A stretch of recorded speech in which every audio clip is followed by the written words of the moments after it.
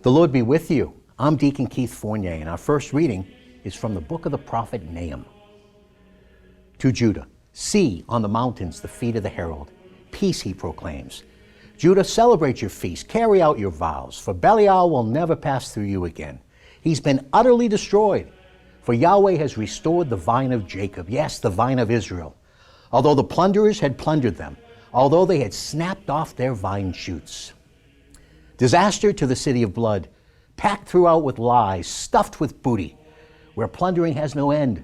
The crack of the whip, the rumble of wheels, galloping horse, jolting chariot, charging cavalry, flashing swords, gleaming spears, a mass of wounded, hosts of dead, countless corpses. They stumble over corpses. I shall pelt you with filth, I shall shame you and put you in the pillory. Then all who look at you will shrink from you and say, Nineveh has been ruined. Who will mourn for her? Where would I find people to comfort you? And our response is taken from the book of Deuteronomy. Vengeance is mine. I will pay them back for the time when they make a false step. For the day of their ruin is close. Doom is rushing towards them. For he will see to it that their power fails, that neither serf nor freeman remains. For Yahweh will see his people righted. He will take pity on his servants.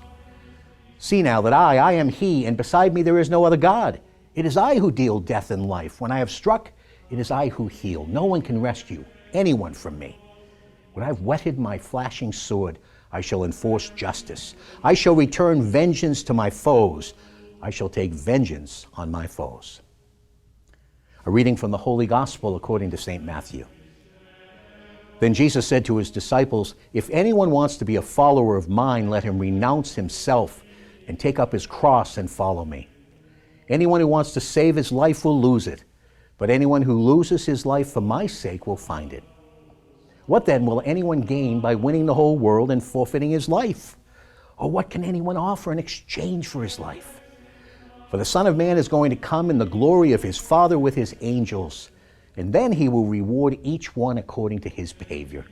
In truth, I tell you, there are some standing here who will not taste death before they see the Son of Man coming with his kingdom.